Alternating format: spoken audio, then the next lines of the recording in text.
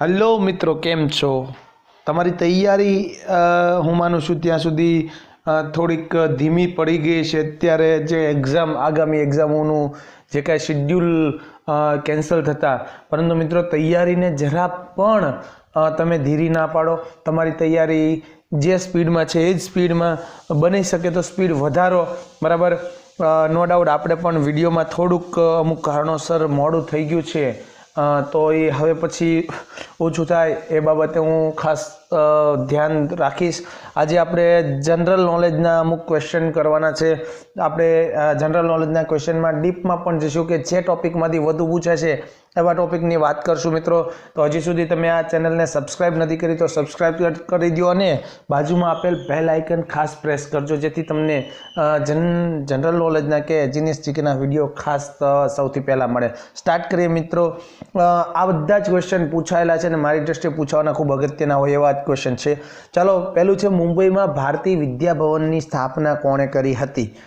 મુંબઈમાં ભારતીય વિદ્યાભવનની સ્થાપના કરનાર હતા કનૈયાલાલ મુનશી, બરાબર. જે છે એ આપણા બંધારણ સભાના પણ સભ્ય હતા. એ કનૈયાલાલ મુનશીએ એમની સ્થાપના કરી હતી. બીજું છે ભારતને પોલિયો મુક્ત દેશ કોણે જાહેર કર્યું છે? ભારતને પોલિયો મુક્ત દેશ જાહેર કરનાર સંસ્થા છે વર્લ્ડ હેલ્થ ઓર્ગેનાઇઝેશન, બરાબર. જે એના અમુક નિયમોને આધીન છેલ્લા વર્ષોમાં ભારતમાં પોલિયોનો કોઈ નવો કેસ નથી નોંધાણો, એટલે ભારતને પોલિયો મુક્ત દેશ તરીકે જાહેર કરી દીધા છે. નવા કેસની વાત થાય છે, જૂના કેસ તો હોય જ, બરાબર. વાત કરીએ દ્રોણાચાર્ય પુરસ્કારની શરૂઆત ક્યારે થઈ? દ્રોણાચાર્ય પુરસ્કારની શરૂઆત, જો આ પુરસ્કારની શરૂઆત ક્યારે થઈ ને એમાં બહુ ડાઉટફુલ લાગે, બરાબર. 1985માં દ્રોણાચાર્ય પુરસ્કારની શરૂઆત થઈ. ચાલો એને ડીપમાં જોઈએ. દ્રોણાચાર્ય પુરસ્કારની શરૂઆત તો આપણે કીધું કે 1985માં થઈ, પણ આ પુરસ્કાર આપવામાં આવે છે કોને? તો કે રમત ગમતના પ્રશિક્ષક અથવા ગુરુને અથવા કોચને. અહીંયા જો મેં પ્રશિક્ષક શબ્દ ખાસ લખ્યો છે એટલા માટે, કારણ કે ઘણીવાર પ્યોર ગુજરાતીમાં આવું લખે છે. જનરલી આપણને ખબર છે દ્રોણાચાર્ય પુરસ્કાર જે રમતગમતના કોચને આપવામાં આવે છે, પણ એને પ્રશિક્ષક શબ્દ વાપર્યો હોય તો ઘણીવાર હાર્ડ પડે છે, બરાબર. ખાસ યાદ રાખજો.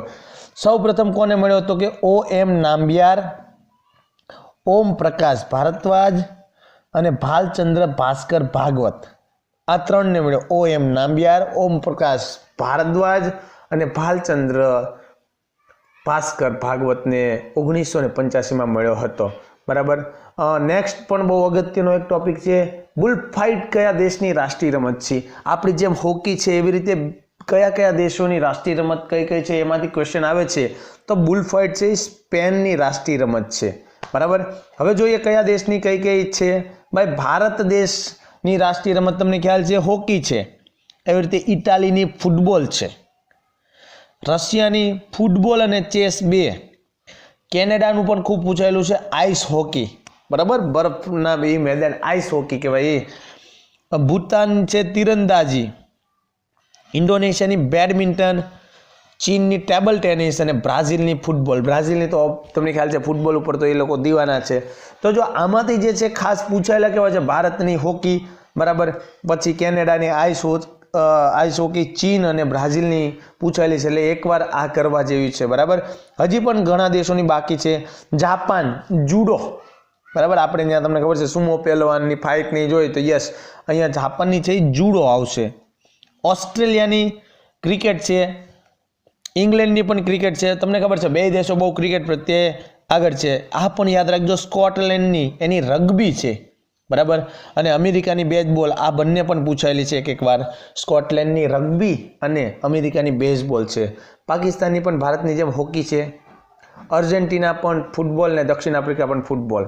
તો મિત્રો આ છે ખાસ. તો તમારે શું કરવાનું કે ફૂટબોલવાળા દેશોને અલગ તારવી નાખો, એટલે 5 થી 7 દેશ વધશે, બરાબર. જે ફૂટબોલ છે એને યાદ રાખી લો કે આટલા દેશોમાં ફૂટબોલ રાષ્ટ્રીય રમત છે. આ શોર્ટકટ ટ્રીક બને એની. ચાલો આગળ જોઈએ. હરિયાણા હરિકેનના નામથી કોણ ઓળખાય છે? બરાબર.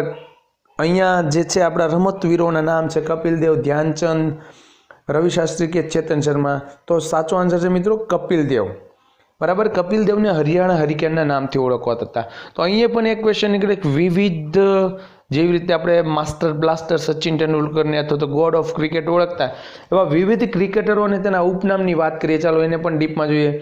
પહેલું નામ છે શોએબ અખ્તર. બરાબર, પાકિસ્તાની જે ક્રિકેટર છે એને રાવલપિંડી એક્સપ્રેસના નામે ઓળખવામાં આવતા. આ પછી તમને ખબર છે રાહુલ દ્રવિડ, એ બધાને ખ્યાલ છે કે એ બેટિંગમાં આવતા એટલે દિવાલની જેમ ચોંટી જ જતા ક્રીઝ પર, એટલે એને ધ વોલ તરીકે ઓળખવામાં આવતા. સુનિલ ગાવસ્કરને લિટલ માસ્ટર, અહીંયા જો બહુ ખાસ કહેવાય છે, સચિન તેંડુલકરને માસ્ટર બ્લાસ્ટર કહેવાય છે અને સુનિલ ગાવસ્કરને લિટલ માસ્ટર કહેવાય છે. બે વચ્ચે ખાસ મિસઅન્ડરસ્ટેન્ડિંગ ના કરતા. અનિલ કુંબલેનું નામ છે જમ્બો. વિરેન્દ્ર સહેવાગ મુલતાનના સુલતાન, એને મુલતાનમાં જે 13મી સદી મારી હતી, બરાબર, 100 અને નજફગઢના નવાબ તરીકે ઓળખાય છે. અને રોહિત શર્મા હિટમેન છે. બરાબર, આ સિવાય પણ ઘણા ક્રિકેટરો છે કે જેના નામ અલગ અલગ હોય છે. અત્યારના વર્તમાન ક્રિકેટરો છે પણ વર્તમાનની ખાસ વાત કરું તો એવા નામ નથી કે જે આપણને પૂછાઈ શકે. એટલે આમાં સચિન તેંડુલકરને એડ નથી કર્યું, બધાને ખબર છે ગોડ ઓફ ક્રિકેટ તો માસ્ટર બ્લાસ્ટર કહેવાય છે. નેક્સ્ટ વાત કરીએ, પાલતુ પ્રાણીઓ માટે કઈ રસી મુકાવવી ફરજિયાત છે? બરાબર, એન્ટીઓક્સાઇડ, એન્ટીનેટેક્સ, એન્ટીરેટ કે એન્ટી રેબિસ. એન્ટી રેબિસ જે રસી છે એ પાલતુ પ્રાણીઓને ખાસ મુકાવવી જરૂરી છે, કારણ કે હડકવા વિરોધી રસી છે. બરાબર, ક્વિક સિલ્વર કઈ ધાતુને કહેવાય છે? બરાબર, ક્વિક સિલ્વર તરીકે પારો ઓળખાય છે. પારો, બરાબર, એક માત્ર ધાતુ એવી છે કે જે પ્રવાહી સ્વરૂપે છે. હા, આ સિવાય ગેલિયમ પણ અમુક તાપમાનને આધીન જે છે એ પ્રવાહી બને, પણ એવરગ્રીન પ્રવાહી તરીકે ધાતુ હોય તો પારો છે. બરાબર, ચાઇનામેન શબ્દ કઈ રમત સાથે સંકળાયેલો છે? આ રમત ક્રિકેટ સાથે સંકળાયેલું છે. અત્યારે તમને સહેલું લાગશે કારણ કે અત્યારે ક્રિકેટના રશિયા હોય એને ખબર છે.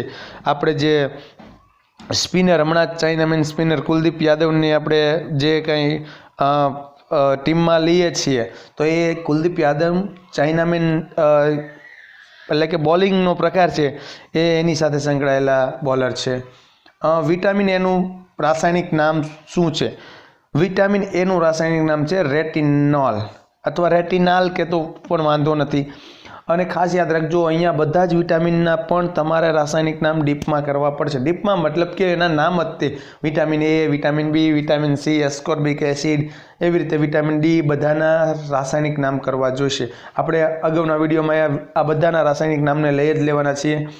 અને ચેપોક સ્ટેડિયમ ક્યાં આવેલું છે? ભારતની અંદર આવેલા સ્ટેડિયમ. ખાસ આજનો આપણો મેઇન કન્સેપ્ટ છે રમતગમત સાથે છે.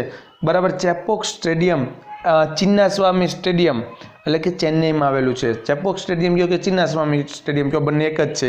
અને એક બહુ મસ્ત અગત્યનું છે ક્રિકેટ માય સ્ટાઇલ. આ પુસ્તક કોણે લખ્યું? એના લેખક કોણ છે? અહીંયા તમને રવિ શાસ્ત્રી, સુનિલ ગાવસ્કર, કપિલ દેવ, સચિન તેંડુલકર આ બધા ઓપ્શન છે. તમારે આ બધાને માંથી જે જવાબ આવે એ મને કમેન્ટમાં આપવાનો છે. કમેન્ટ આપવાનું ભૂલતા નહીં.